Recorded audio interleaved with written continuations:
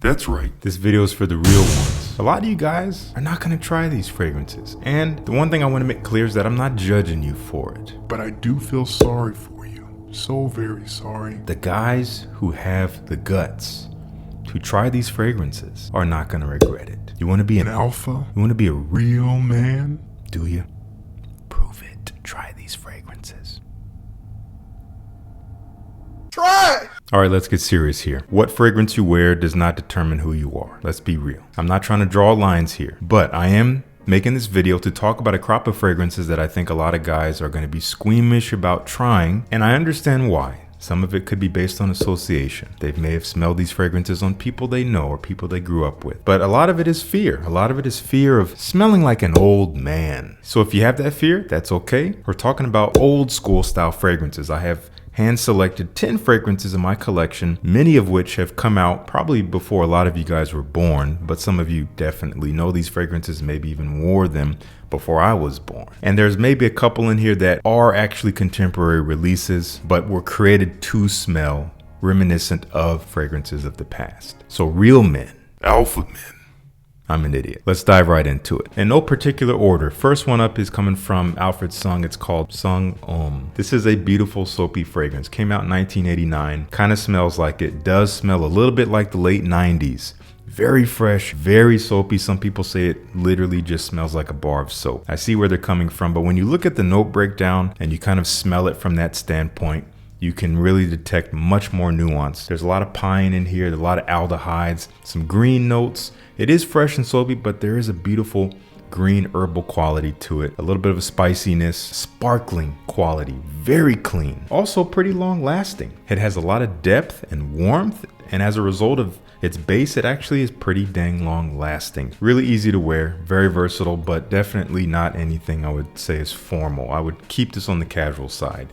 But that's one to check out if you're looking for a super clean fragrance that has some depth, that's going to be really cheap. You can find this very cheap on the discounters. I'll have it linked down below. That is Sung Om. The next two fragrances I always put together because they came out in the same year of 1992 and they smell kind of similar, but with some pretty distinct differences. First one up is coming from Cartier Pasha de Cartier. This is a fougere. If you missed my whole video about fougères, stop missing it and go watch. But this is a fougere. It is in that barbershop vein. Again, if you want to know what that means and you don't know what that means, you got to watch that video. We go into depth about it. There is a cleanliness here, but there's also a lot of depth here. There's a creamy, fresh, spicy quality to it. There's a pretty sharp herbaceous quality to it. And the spice in here is pretty in your face. It might smell a little bit funky, and I think that's what gives it its edge. It smells a little bit dated because of its spiciness. But when you, Oh my gosh. a nice mossy woody base. Wow. This is such a robust fragrance. The quality here is incredible. Even after over 30 years that it's been out, I would venture to say that they haven't really changed the formulation here at all. It is beautiful quality. It has a lot of integrity. The structure of it is very strong. It sticks around on the skin. It projects. It's only an eau de toilette, but whatever they did here, they made it so strong and beautiful and so classy and so refined. Could be a signature if you love it, but again, a little bit mature here, maybe more so than the Sung. That is Cartier Pasha de Cartier. It's cousin from another Tussin. What? I don't know what that was. This is Safari for Men from Ralph Lauren. Yes, I'm Dr. Seuss. Again, a little similar to the Pasha. Not as strong, not as robust, at least not in the current formulation. But what makes it different is it has a bit of a more ambery feel, kind of similar to the way it looks here. There's a warmth here. There's a leathery quality here that is a little bit more amped up, making it perhaps a little bit more exotic. That word is not very descriptive, but I think it gets my point across, at least I hope so. It reminds me of something like Egypt from Eight and Bob, which is beautiful. Egypt doesn't smell quite as dated. We're talking relatively speaking though, because I do think this is perfectly fine to wear in today's age. If you want to smell like you got it all together, if you want people to take you seriously, but there's also something cozy about this one. And I think its lack of performance, believe it or not, kind of contributes to that. It makes it a little bit more palatable. So it's going to smell maybe less mature, less old man-ish, at least in my opinion. Let me know if you tried this one. I know a lot of you guys really dig it. I've seen your comments. Ralph Lauren Safari. Do check it out if you can. Here's a slightly more modern fragrance by modern. I mean, within the past 10 years, this came out, I think, technically about 10, 11 years ago, but they reformulated it 5 years later in 2017. But it is made to be reminiscent of its predecessor, which came out in the 1960s. It still smells like that, but at the same time, utterly timeless. From Dior, we have Eau Sauvage Parfum. This is a fresh green woody, lots of vetiver, has a beautiful kind of sweet resinous quality to it that in the original 2012 formulation, it was myrrh. Now they've made it LME, which maybe they did that because it's a little bit more modern smelling, a little bit less intense. The 2012 was very intense with that myrrh note. Here it's a little bit dialed back, but still very present, still very classy. It's kind of a simple fragrance, but it smells like absolutely nothing else other than its predecessor, the original Eau Sauvage, which is very, very, very light. So if you're looking for something more robust, more present, I would go straight to the Parfum.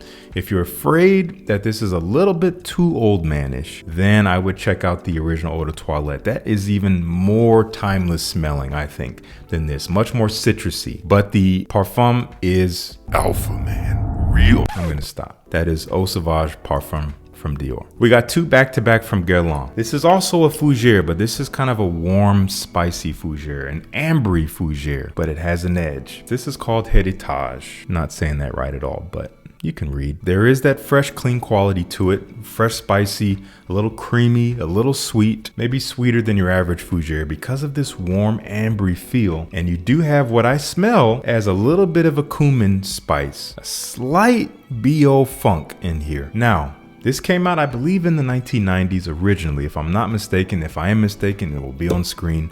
There's a fragrance by Raja Parfum called Danger, which is a beautiful scent that is essentially modeled after this. It smells almost identical. It's not completely 100% identical because they were not striving to airlift Heritage and put it in a new bottle. That's not what's happening. The quality is a little different. The way it behaves in the air is a little different. It's Raja's signature. He put his own stamp on it. From what I understand, he worked with Guerlain for a number of years and obviously admires the style and the heritage and kind of translated that to his own perfume line, but with his own twist. This is definitely not for everyone. There's something really super freaking classy about it, but there's also something a little bit old guy about it. If you dress this up, if you wear it with class, and if you don't overspray it, I think it could really work for you. If you're hanging out with an older crowd, or at least a more refined crowd, a more high taste crowd, I would definitely go for this. If you're interested in Raja's Danger, but it's a little bit too far out of reach in terms of price, even for a sample, you might look into sampling this one. It is quite a bit cheaper these days because it's been around a while. That's Heritage, now it's Italian, from Guerlain. As promised, another Guerlain. This one might even smell a little bit more dated. Definitely for a smaller crowd, a smaller crop of guys out there who are looking for something to elevate, but also looking to appreciate the true classics, to appreciate classic perfumery. And we're talking about Habid Rouge. This is the Eau de Parfum. I am curious about the Eau de Toilette because I think this one, because it's so dense and rich, it comes off a little powdery and definitely more mature smelling. I think the Eau de Toilette might have more of a citrus presence, a little bit more of a transparency, making it perhaps a little bit more accessible. But this is intense stuff, but it's so unique. It's so beautifully complex, but comes together as one accord in a way that I've never smelled outside of this line. Rose and carnation with lemon. I get this bright, citrusy, powdery, lemony, floral quality that's spicy with a lot of woods underneath. There's a lot more going on than that. It's so classy. This is, for me, nighttime only, dressed up. Darker colors, I think, help make this type of scent profile feel a little bit more contemporary, feel definitely much more intentional. So keep that in mind when you're wearing a fragrance like Habid Rouge. That can apply to many of these that I've already talked about and the ones I will talk about. But check this one out, utter classic for a reason. From Tom Ford, he released this in addition to a few other fragrances in this genre in an effort to get men to smell like men again, at least in his mind. The fougere is the classic man profile, but it's still timeless. It still smells great today. We've already talked about a few. Let's talk about one more. This is called Beau de Jour. A lot of you guys already love this stuff, but I have seen comments from some of you saying, It smells like an old man, I can't do it. I get it, but give it time. You might grow into something like this. Yes, it does smell dated. It was created to smell dated. All the rhyming. If you want a reference point, it smells a little bit like Zeno Davidoff from 86. But, oh my gosh, much more intense and robust and present, just stronger, longer lasting, greater core to it. Definitely lavender and oak moss heavy, a little clean and soapy, but not all that fresh. The lavender presence here is underscored by a ton of oak moss, which gives it this dry feel, very dry, woody, mossy, but that's paired with some beautiful ambery notes that give it a bit of a warmth, similar to what we were talking about with Heritage and with Safari, but much more on the mossy side of things. Doesn't come across quite as complex as the other two I just mentioned, but a fougere through and through, and refinement through and through, but in a modern way. I think there is something still quite modern about this. Again, you got to wear it right. All these fragrances beg to be dressed up well. Not all the way to the nines, you don't need suit and tie, but clean up, guys. Wear clothes that fit you. Maybe we'll put on a nice collared shirt, buy some nice khakis, some chinos or something like that, or some nice fitting jeans, upgrade from the tennis shoes, maybe get you a nice leather jacket, a nice pea coat, whatever it may be if the weather calls for it. Dress it up. You'll look the part, you'll smell the part, you'll be the part.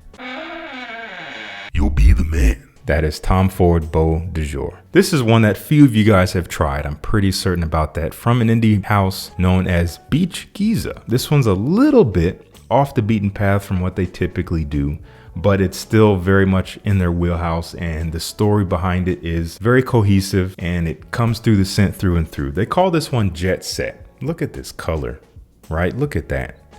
Beautiful. So this is intended to be a bit of a dark soapy fougere. It has this old school shave soap vibe, a little sudsy in a way in its cleanliness, but there's something kind of dark woody about it, almost like inky in a way. But don't get me wrong, it doesn't smell like ink, but if you smell it, you know what I mean. It smells like a dark freshness, but it smells clean all at the same time. They created it to depict like a businessman in the 1960s on an airplane traveling to a great example of a contemporary take on a classic type of fragrance. It may not be too easy for every guy to enjoy this one because it's also a little bit intense, and the stronger a fragrance like this is, the more it can come across as more mature. So keep that in mind. Fragrances like this, you don't need a ton of sprays. I might do 3 sprays of this max. Otherwise, it can be a little bit much. But that is Jet Set from Beach Giza.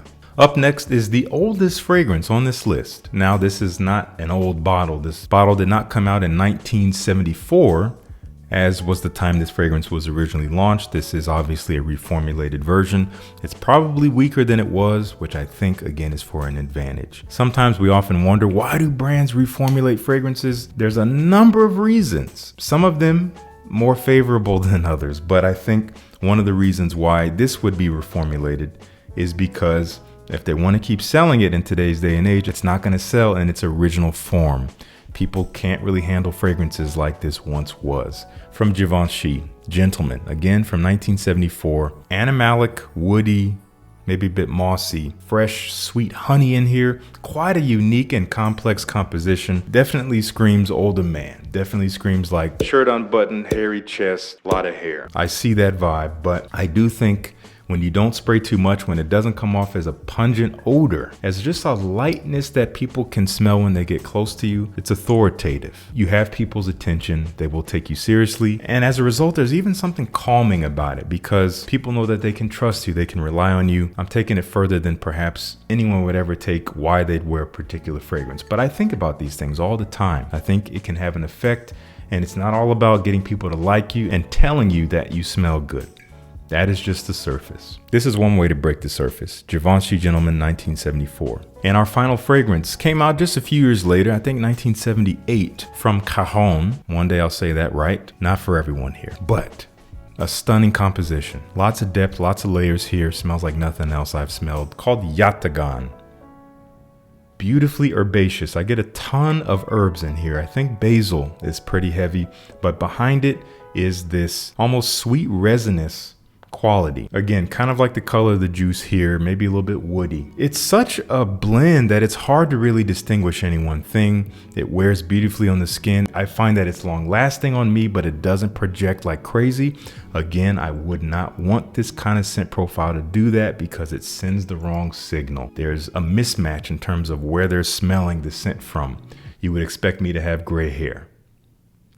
So just a few sprays of this and I'm good. And I love the aura it gives me. I love the way it makes me feel. And especially when I dress it up, it just works. It fits. There's a cohesion there. There's a congruency there. It's just a good match when you dress it up, as with, again, a lot of these fragrances. So that is Yatagan.